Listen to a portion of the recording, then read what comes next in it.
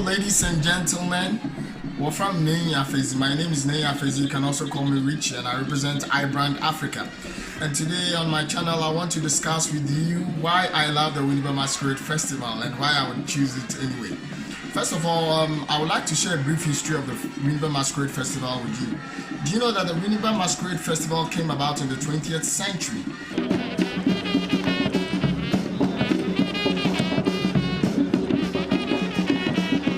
And did you know that it was an inspiration an indigene of Sopon had, and he is called, or is popularly referred to as Janka Abraham. The Binumsu friend is Janka Abraham. And then he had close connection with the whites, right?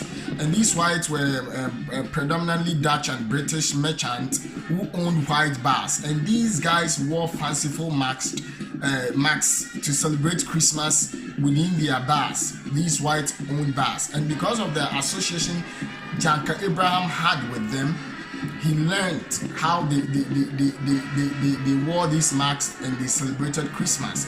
And Janka Abraham came to work in Winneba, right? Winneba had a boat yard. So presumably he came to work there, and then he organized friends, and having been inspired by what he saw the whites do, he took it up upon himself to form a group, and then who would parade the streets of Winneba in fanciful masks. So well, that started the whole thing. And then as we know it, fancy dress has come to be coined for the Masquerade Festival. We also refer it to as Kakamotobi. Some also refer it to as anchors from the western side. In here, a friend of fancy dress, a minimum friend of anchors, a minimum friend of Kakamotobi. So within the year 1920 to 1933, we saw the growth of these groups. And then within the first group that was formed was called AMAX. And then AMAX paraded the streets of Winneba with Adaha band. Adaha is a form of music, you understand, accompanied by drumming and flute and then fichwa, our also friend in Peswa. So that is it. And from AMAX came three other groups, namely Eja, Tumus, and Red Cross between 1924 and 1933. And notable people who were part of this growth journey or of this success story included people like Papa Kobosomche, Papa Yamwa, Kweku Ben, Ejateria, Papa Otu, and a lot of them, Eja Paintel, and a lot of them. If I didn't acknowledge anybody, please forgive me. But this is what I had from my oral tradition and a little bit of documented evidence. Well, let's say for now we have 5 groups, because there's a new kid in town called the Royals, which came out of the Nobles #1 group. And the interesting thing is that in the earliest days, there was a form of mystery surrounding people who were participants of these masquerade groups, right? They wore masks, they dressed, and nobody saw their faces. You will never see people making their mask. You will never see people making their depots or their shoes, and you would never ever see tailors working on these dresses. So it made it so fearful. It made it so nice, and children loved them at the same time, feared them on the street. So we loved to watch them, but we feared to meet them face to face.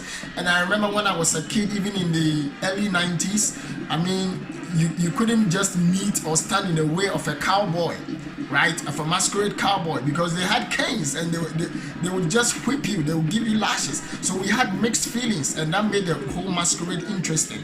Now, why do I love the Winneba Masquerade Festival? One, it is rich in style. You get it? The Masquerade Festival is so rich in style. When I talk about style, it has to do with the costume. You get it? So first of all, every group has members, and within the group we have lines. So for example, when people are doing the formation dance, we have line 1, line 2, line 3, line 4, line 5, and each line comes up with its own dress. So we have different costumes within the same group, and it makes it so interesting. You understand? It is not the usual polyester or the same usual dress the whole group wears. We have different dresses in each group, and these are very artistic and wonderfully made. Number 2, the combination dances. So we have from the march pass, we have slow dance, we have high life, we have fast dance. And these are the categories people competing, or the groups competing, right? And this makes it so interesting because we have various dance styles. And then you need to see this. I am telling you, you need to see it. And then another thing that makes me interested in the Winneba Masquerade Festival is that it is very competitive. Every year, every group wants to win. Every group is on top of the game in terms of costume, in terms of dance styles, in terms of comportment on the park, in terms of the march pass. And then you need to see it for yourself, right? And then we talk about the brass music. Oh my God, the Winneba brass, groups, they are so good. Each group has its own brass band. You get it?